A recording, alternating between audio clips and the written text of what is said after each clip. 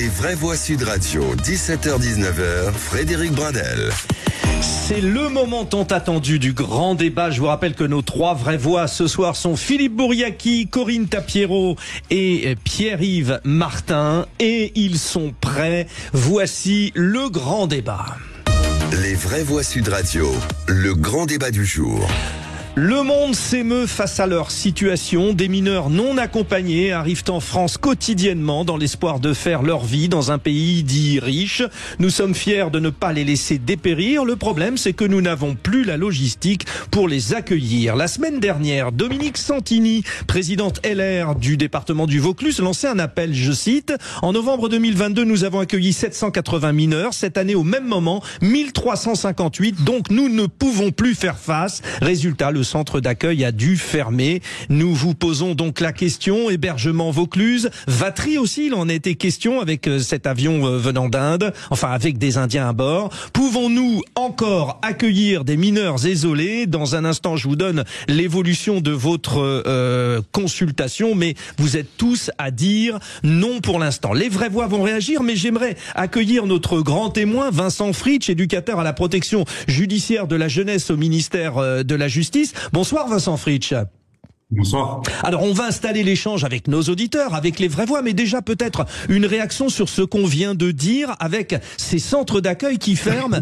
5 départements sont concernés, la Vienne, le Jura, le territoire de Belfort. C'est quoi? C'est un vrai problème de structure là? Oui, c'est un problème de structure, c'est un problème de moyens, mais c'est aussi un problème, on va dire, de politique à plus long terme. C'est-à-dire, on ne découvre pas, ni dans le Vaucluse, ni dans d'autres départements, on ne découvre pas que des mineurs étrangers isolés viennent en France pour plein de raisons, mais évidemment pour beaucoup, pour fuir la misère, pour la guerre, etc. Mais on ne le découvre pas. Et ce qu'on constate quand même depuis 10 ans, parce que c'est bien 10 ans que ce problème existe, que depuis 10 ans, personne n'a trouvé de solution réelle et que les moyens ne sont pas au niveau. Donc clairement, c'est pas surprenant que le conseil départemental Vaucluse réagisse de cette manière, mais c'est quand même un problème en termes de loi, parce que la loi dit clairement qu'un mineur qui est dans la rue doit être protégé et on doit lui trouver un hébergement. C'est voilà, toujours dans l'actualité, je vous propose de réécouter ce qu'a dit le ministre de l'Intérieur, Gérald Darmanin. Il était donc récemment à Nice, il a évoqué la question des mineurs non accompagnés, notamment dans ce très concerné département des Alpes-Maritimes. Il est évident que nous avons un problème de mineurs isolés sur le territoire national, dans les Alpes-Maritimes en particulier. Ces mineurs étrangers qui sont dans des réseaux d'exploitation de drogue et qui parfois deviennent violents, voire très violents, parce qu'ils échappent plus que les autres à la réponse pénale lorsqu'ils sont très jeunes, trop jeunes. Et on sait tous que c'est en prenant les choses très tôt qu'on arrive à rétablir, me semble-t-il, la vie de quelqu'un.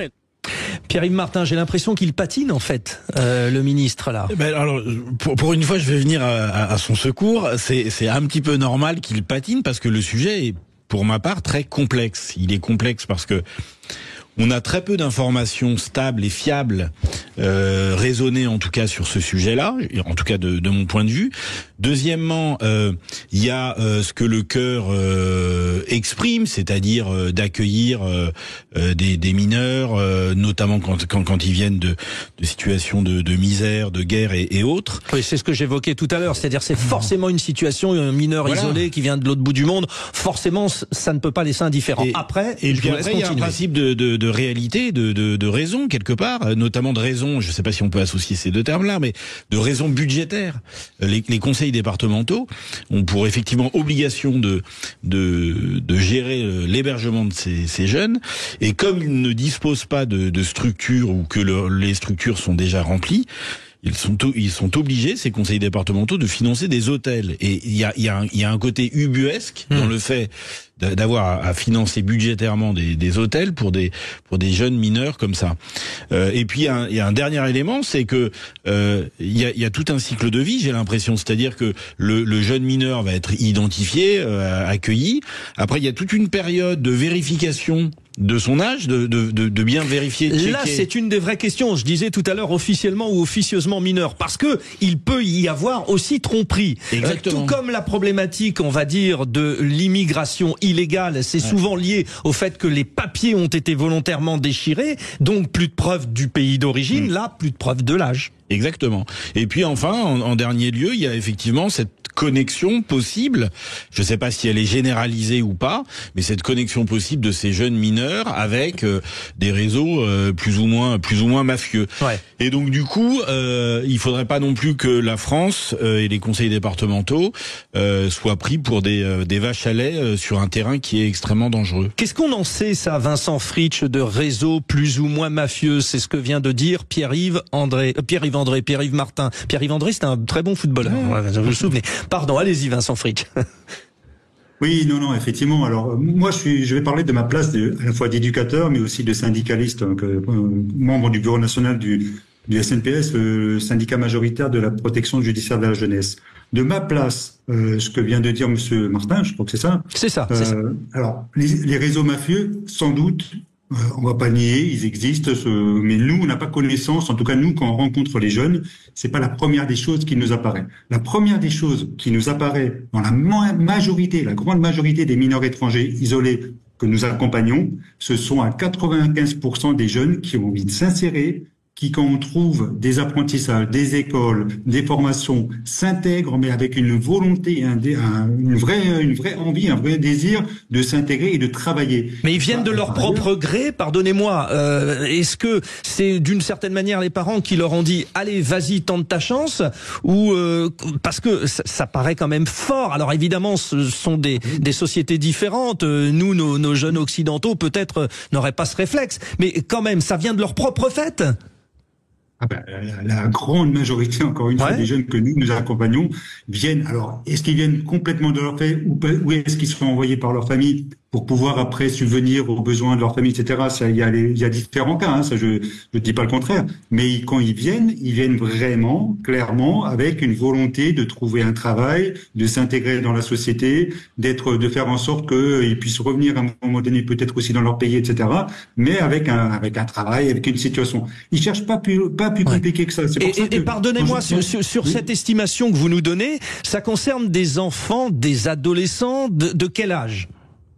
En moyenne. Là, on va dire, globalement, nous, les jeunes que nous accueillons, c'est entre 16 et 18 ans grand maximum. Ouais, voilà, c'est ça. On est à la limite de l'âge adulte. En fait, on a bien compris que le mécanisme, c'est à partir du moment où ils ont 18 ans, ça passe pas. Là, ils vont avoir 18 ans. Il y a même plus un problème de scolarité. Il y a Corinne Tapiro, justement, qui veut réagir. Alors, moi, bonsoir, monsieur. J'ai deux questions qui me taraudent. La première question, c'est sur ce nombre de mineurs isolés qui est accueilli, puisqu'il m'est donné de voir vivre notamment un centre d'accueil en bas de chez moi.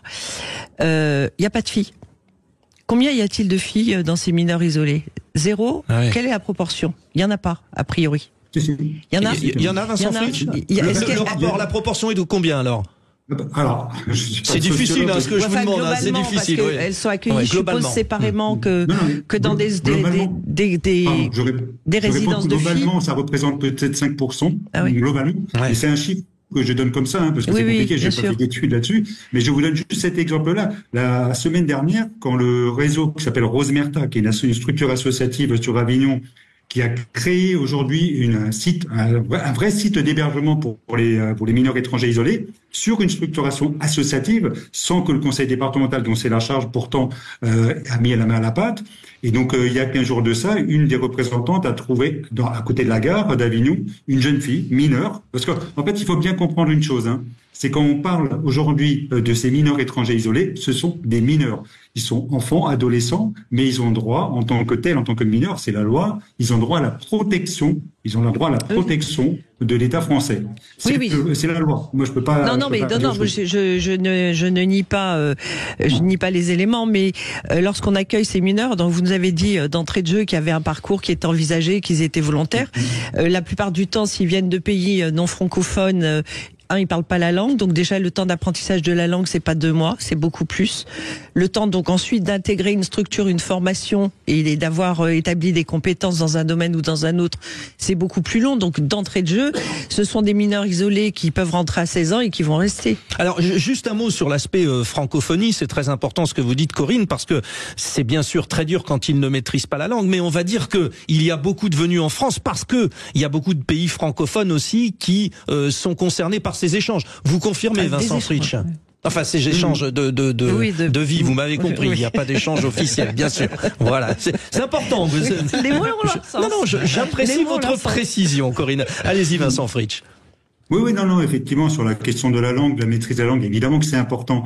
Mais alors, encore une fois, moi je suis pas le spécialiste de la question des mineurs étrangers isolés. Mais ce qu'on constate quand on est à Paris ou qu'on constate quand on est dans les provinces, c'est que les jeunes qui sont pris en charge, que ce soit la protection judiciaire de la jeunesse ou dans les structures associatives ou par le conseil départemental, c'est que globalement, il y a toujours quand même ce désir d'apprendre rapidement la langue. Alors c'est vrai que c'est beaucoup de pays qui sont francophones, hein, notamment la Guinée et le Mali.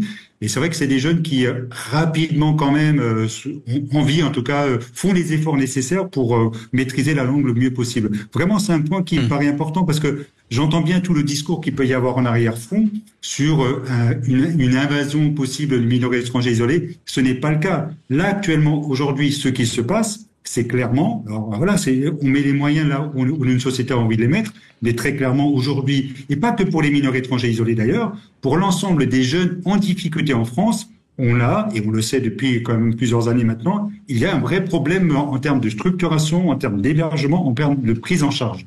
Philippe Bouriaki, vous êtes aussi un élu de terrain, vous êtes confronté à cette présence qui a d'ailleurs souvent, appelons un chat et évoquons le sujet, été comparée au problème d'insécurité. Il y a des pourcentages là qui sont donnés, on aura peut-être l'occasion d'y revenir, mais par exemple des cambriolages sur la région parisienne. Est-ce que vous, élu de terrain, vous sentez cette problématique concrète sur la sécurité ? Oui, ce qu'on voit, en tout cas sur la région parisienne, c'est des réseaux mafieux, plutôt souvent des pays de l'Est, puisqu'ils sont structurés, sont organisés, qui se servent de mineurs pour faire des cambriolages, pour faire du pickpocket. On a évoqué l'Albanie, la Géorgie notamment. La Roumanie. Et donc... la Roumanie, c'est un peu différent parce que c'est Union européenne, donc sûr. Le règlement n'est pas pareil. C'est des pays de l'Est. Je parle de trafiquants de pays de l'Est qui obligent des enfants à la mendicité, qui certains, on en voit quelques-uns faire des pare-brises, et puis d'autres, malheureusement, quand tu parlais de filles tout à l'heure, qu'on retrouve dans des réseaux de prostitution. Et donc, je crois qu'il faut s'attaquer aux nerfs et au cerveau de ces réseaux pour pouvoir les démanteler et protéger, évidemment.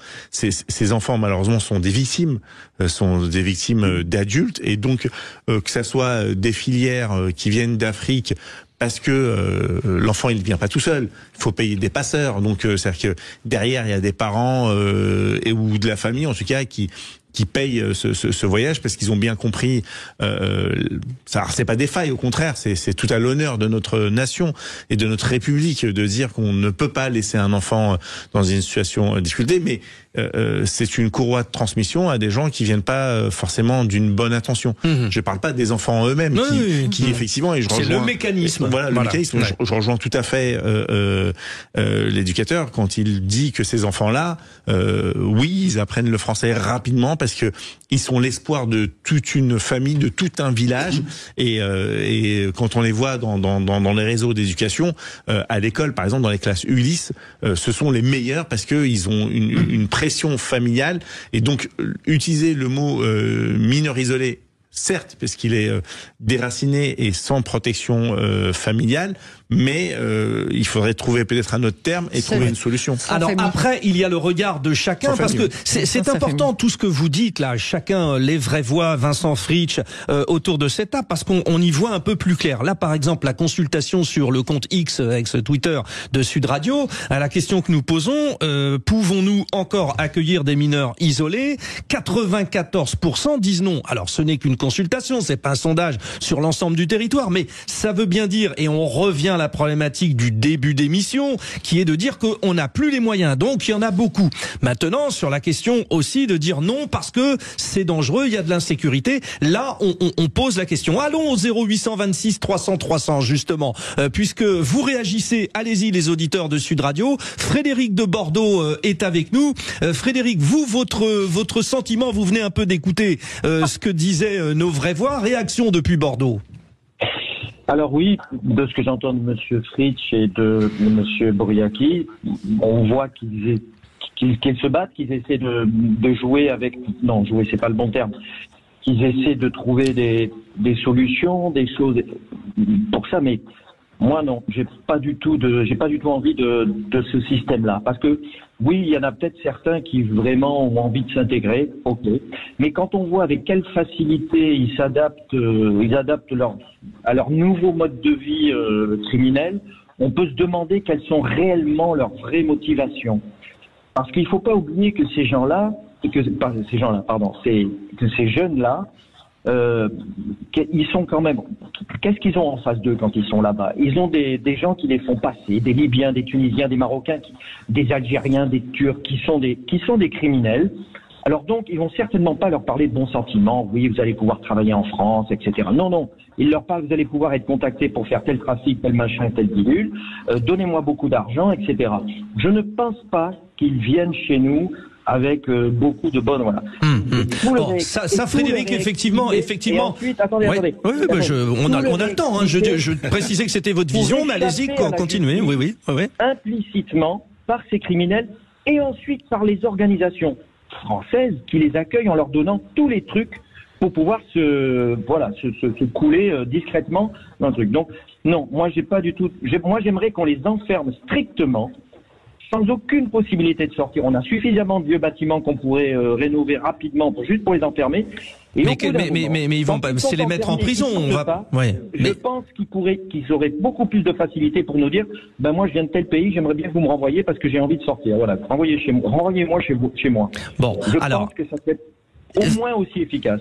Frédéric, quand je suis intervenu, en fait, il y a deux choses. C'est-à-dire que vous, c'est cette partie que j'évoquais, et notamment sur une certaine partie des gens qui répondent à 94% non, c'est qu'ils constatent qu'il y a un lien avec l'insécurité. Et c'est l'analyse que vous venez de nous proposer, alors qui est assez rigide, parce que ça veut dire les enfermer. J'ai bien compris que c'est un système carcéral. Donc ça, oui, on vous laisse seul juge. On les met dans une... devant le fait accompli, c'est ça, c'est ce que vous dites. Ils se retrouvent dans des conditions abominables. Est-ce que c'est normal? Moi, ça me fait rugir. Quand je vois que nos prisons, par exemple, sont pleines à 130%, qui n'a pas voulu construire de prison? Mitterrand, pour commencer. On les condamne à la double peine. Ils sont condamnés pour ce qu'ils ont fait de mal. Ça. Ok, très bien. Mais on les condamne à la double peine de se retrouver avec des gars à 2 ou 3 par part et à se faire massacrer, à se faire violer, à se faire battre, etc. Non, je suis désolé. D'où le fait que les manques de moyens humains, le manque de moyens financiers, le manque aussi de moyens matériels ont été évoqués par plusieurs départements. Vincent Fritsch, on vient d'entendre le point de vue de Frédéric de Bordeaux, qui est un point de vue qui est assez reconnu, mais notons quand même que ce point de vue, il est compréhensible si tant est qu'on parle de ces enfants isolés qui deviennent délinquants. Mais vous nous dites, vous, pas tous. Donc ça veut dire que l'erreur, elle vient aussi de nous qui ne sommes pas capables de dire, d'être clairs et peut-être de leur permettre de s'intégrer. Oui, c'est ça. Alors, j'entends ce qu'a dit votre auditeur. Alors, c'est toujours pareil. Je veux dire, à partir du moment où on parle de quelque chose qui reste abstrait pour les gens, on s'imagine, on fantasme, on se fait un peu des idées comme ça. À partir du moment où on est en contact avec ces jeunes, je vous donne juste cet exemple. Donc, sur Avignon, ça remonte maintenant à 1 mois, il y a eu une petite manifestation de soutien pour des mineurs étrangers isolés pour lesquels on ne reconnaissait pas la minorité. Alors que les juges pour enfants, pourtant, avaient reconnu la minorité. Bref, on a eu au moins une dizaine d'employeurs, des artisans, parce que c'est des jeunes qui vont justement vers les métiers que la plupart des jeunes aujourd'hui en France rejettent un peu, pour plein de raisons, que je ne vais pas revenir là-dessus. Je parle notamment des travaux de bâtiments, de boulangerie, etc. Et on avait une dizaine d'employeurs, des gens comme monsieur là qui est venu, qui a parlé là tout à l'heure, qui avaient sans doute des préjugés, des a priori sur les mineurs étrangers isolés. À partir du moment où ils ont recruté ces jeunes dans l'apprentissage, ils sont venus avec nous pour défendre ces jeunes et pour dire nous voulons que ces jeunes restent. Oui. Nous avons commencé à les former. Il n'est pas question qu'on les exclue. Vous voyez, oui, il y a des cas bien précis. Moi, j'en connais un, quelqu'un justement qui est plutôt rigide aussi, comme vous le dites, et qui a un garage, qui a trouvé un employé jeune ivoirien magnifique, qui a fait ses études de 16 ans à 18 ans, formation en France. Là, 18 18 ans, il dit je l'embauche CDI, et c'est très difficile parce qu'on n'arrive pas à lui avoir la nationalité et les papiers à partir de 18 ans. On peut rester des heures là-dessus. Je sais que Corinne veut intervenir. Malheureusement, nous sommes tenus par le temps. C'était très très très intéressant. C'est frustrant. C'est le principe, Corinne. C'est comme ça. On remercie Vincent Fritsch vraiment pour son éclairage, éducateur à la protection judiciaire de la jeunesse au ministère de la Justice. Les trois vraies voix sont là. Vous, les auditeurs de Sud Radio aussi. Nous allons nous détendre un petit peu. Alors en général, c'est le qui c'est qui l'a dit. Là, cette semaine, je vais vous faire le qui c'est qui l'a chanté. C'est un peu comme ça. On va chanter ensemble. Allez, à tout de suite. Sud Radio.